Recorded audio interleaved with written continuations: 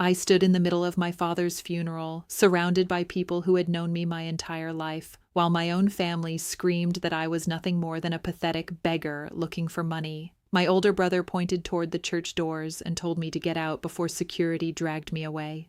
My aunt laughed, my cousins watched in silence, and my stepmother smiled like she had been waiting years for that exact moment. I had just asked for one thing, one chance to say goodbye to my father. Instead, they humiliated me in front of everyone. But less than an hour later, a single word spoken by my father's lawyer changed everything. That one word instantly turned me from the unwanted daughter they had thrown away into the chairwoman of the biggest company my father had ever built. The same people who kicked me out were suddenly begging me to stay. So tell me honestly, if your own family publicly disowned you at your father's funeral, only to discover moments later that you now controlled everything they wanted, would you forgive them? Or would you remember exactly how they treated you when they thought you were powerless? I guess I should explain how everything reached that point. My name is Emily. I'm 33 years old, and growing up, my father was my hero. He built a successful manufacturing company from almost nothing. He worked harder than anyone I had ever met, but no matter how busy he became, he always found time for me. Every Saturday morning, we would eat pancakes together before he took me to the office. While everyone else saw a powerful businessman, I saw the man who let me draw pictures on his paperwork and pretended my childish ideas could solve million-dollar problems. He used to tell me that leadership wasn't about power. It was about responsibility. He would always smile and say, "The day people fear you more than they trust you is the day you've already failed." Everything changed when I was 15 and my mother passed away after a long illness. My father buried himself in work because he didn't know how to deal with the grief, and I buried myself in school because I didn't know how to help him. For a while, it was just the two of us trying to survive. Then, about 3 years later, he met Victoria. She was charming, elegant, and somehow always knew exactly what to say around wealthy people. At first, I wanted to like her because I wanted my father to be happy again. But something about her always felt calculated. Every compliment sounded rehearsed. Every smile disappeared the moment my father looked away. After they married, Victoria slowly began changing everything. She convinced my father that I needed to become independent. She suggested I shouldn't visit the office as often because employees might think I was receiving special treatment. She started organizing family events without inviting me until the last minute. My father never noticed because she always framed it as misunderstandings. Whenever I tried explaining how isolated I felt, she somehow managed to make me look dramatic. My older half-brother Daniel adored Victoria because she constantly praised him. Even though he barely worked, she convinced everyone he was a natural businessman. My father believed people deserved second chances, so he kept promoting Daniel despite repeated failures. Meanwhile, I earned a business degree, worked for another company to build my own experience, and avoided asking my father for anything because I never wanted people to think my success came from his name.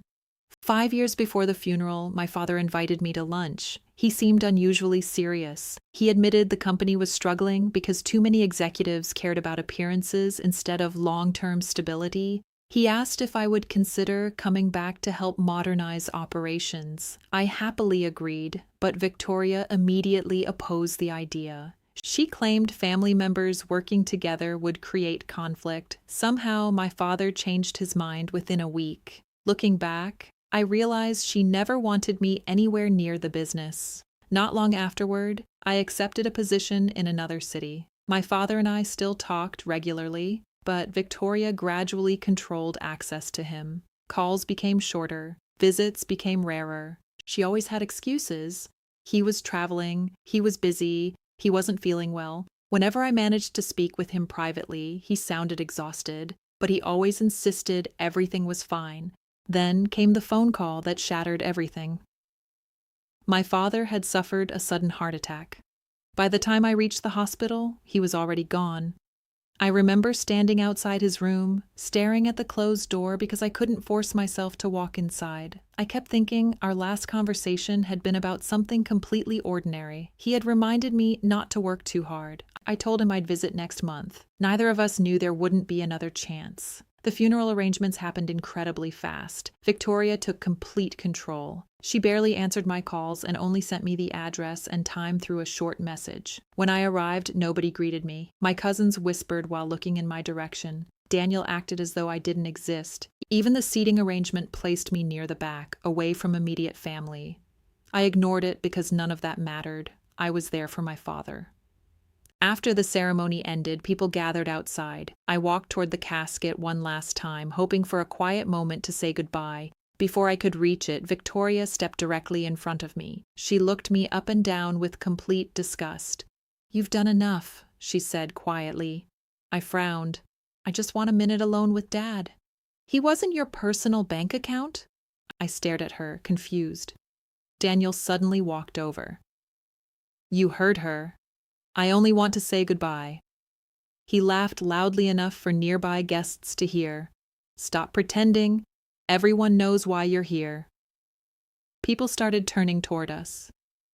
I could already feel dozens of eyes watching. "What are you talking about?" Daniel folded his arms. "You're here to beg for money before the estate is settled." I couldn't believe what I was hearing. "I'm grieving my father." "No," Victoria interrupted. "You're grieving your inheritance." I felt my face burn with humiliation. "I've never asked Dad for money," she smirked. "That's because you waited until he died." I was speechless. Then Daniel pointed toward the entrance. "Leave." I shook my head. "I'm his daughter." "Not anymore." Those 3 words echoed through the room. Several relatives nodded instead of defending me. One aunt even muttered that grief makes people reveal their true intentions. I couldn't believe people who had watched me grow up actually believed I had come to exploit my father's death. I tried once more. "I only want 1 minute." Daniel stepped closer. "Security." 2 staff members hesitated because they clearly didn't understand what was happening. Victoria dramatically announced, "She's causing a scene because she wants money." That was all it took. The whispers spread instantly. The humiliation was unbearable. I walked out on my own before anyone could touch me. Outside the church, I sat on a bench, crying harder than I had cried when I first heard my father had died. It wasn't just losing him anymore. It was realizing I had somehow lost my entire family too. About 40 minutes later, I noticed black luxury cars arriving. Several people wearing business suits entered the building. I assumed they were executives from my father's company. I had no reason to go back inside. Then my phone rang, an unfamiliar number. "Emily?" "Yes." "This is Mr. Harrison, your father's attorney." I wiped away tears. "Yes?" "Where are you?" "Outside." "I need you inside immediately." "I don't think that's a good idea." "It is essential." His tone sounded urgent. I reluctantly walked back toward the entrance. The moment Daniel saw me, he rolled his eyes. "I thought I told you to leave." Before I could answer, Mr. Harrison entered the hallway carrying a thick leather folder. "There you are." Victoria crossed her arms. "She's trespassing." Mr. Harrison calmly replied, "Actually, she's required to be present." Everyone looked confused. We entered a private conference room where senior executives, board members, and family members had gathered. Mr. Harrison cleared his throat. "Before Mr. Carter passed away, he left detailed legal instructions to be read today." Victoria smiled confidently. Daniel leaned back with obvious excitement. They genuinely believed everything belonged to them. Mr. Harrison began reading. Most personal assets would be divided normally. Then he reached the section regarding company ownership. The room became completely silent. He looked directly at me. "Our founder made one final executive appointment." Victoria frowned. Daniel looked irritated. Mr. Harrison continued. "Effective immediately." He paused. "Chairwoman." That single word froze everyone. Then he finished the sentence. "Emily Carter is hereby appointed Chairwoman of Carter Industries with controlling voting authority, effective upon my client's death." Nobody moved. Nobody even breathed. Daniel finally laughed nervously. "That's impossible." Mr. Harrison calmly placed official documents on the table. It has already been legally finalized. Victoria's face turned completely white. She whispered, "There must be some mistake." "There isn't." Another executive stood up. "I can confirm Mr. Carter personally informed the board months ago." Victoria looked as though the floor had disappeared beneath her. Daniel slammed both hands on the table. "I'm his son," Mr. Harrison answered without emotion. "Your father specifically wrote that leadership should go to the child who earned his trust, not his last name." Every executive turned toward me. Some smiled warmly. One elderly board member actually stood and extended his hand. "Congratulations, Madam Chairwoman." Only an hour earlier, I had been called a beggar. Now the most powerful people in the company were treating me like the leader. Before I tell you what happened next, I honestly want to know what you would have done. Imagine being publicly humiliated by your own family while grieving your father, only to learn moments later that he had secretly trusted you with everything that truly mattered. Would you have forgiven them because they were family? Or would you have remembered every insult, every accusation, and every moment they made you feel worthless? Pause for a second and let me know what you would have done, because my next decision changed all of our lives forever. Victoria suddenly rushed toward me. Her entire personality changed within seconds. "Oh, sweetheart," she said while trying to hug me. I stepped back. She awkwardly lowered her arms. Daniel forced a smile that looked painful. "I think we all got emotional today." I stared at him. Emotional? You know, grief affects everyone differently. I couldn't believe the hypocrisy. Less than an hour earlier, he wanted security to throw me out. Now he was acting like nothing had happened. Victoria spoke again. "I'm sure we can move forward together." I quietly asked one question. "Did you mean it?" She blinked. "What?" "When you said I wasn't Dad's daughter anymore." Silence. She couldn't answer, because she knew she had meant every word. I slowly opened the folder containing my father's personal letter. He had written several pages addressed only to me. As I read, tears filled my eyes again. He apologized for not protecting me better from family politics. He admitted he had realized too late how isolated I had become. He explained that he had watched me build my own career without relying on his wealth, while others constantly demanded more despite contributing less. Then came the sentence I'll never forget. "If you're reading this, it means I wasn't there to defend you one last time, so I made sure my final decision would." I completely broke down crying, even after death. My father had still found a way to stand beside me. I composed myself before speaking. "I accept the position." The executives applauded. Daniel looked furious. Victoria looked terrified. Over the following weeks, I learned just how badly the company had been managed. Millions of dollars had been wasted on vanity projects. Executives had been hired through favoritism. Daniel had approved terrible investments despite repeated warnings. My father had apparently known much of this before he died, but wanted a long-term solution instead of another temporary argument. I started making changes immediately.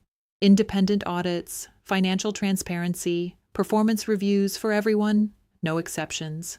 Daniel assumed family status would protect him. It didn't. The audit uncovered negligence that had cost the company enormous sums. He wasn't arrested because there was no criminal intent, but he was terminated from every leadership position. Victoria tried influencing board members behind my back. Several immediately informed me because they valued honesty more than manipulation. She resigned before disciplinary proceedings could begin. Many relatives who ignored me at the funeral suddenly started calling. Some apologized, some asked for favors, some invited me to family dinners. I politely declined almost every invitation. Not because I wanted revenge, because trust, once destroyed, takes more than convenient apologies to rebuild. Months later, the company returned to profitability. Employee satisfaction reached record highs. People weren't afraid anymore. Managers actually listened to workers. Whenever someone praised my leadership, I remembered those Saturday mornings with my father eating pancakes while he taught me that leadership meant responsibility, not power.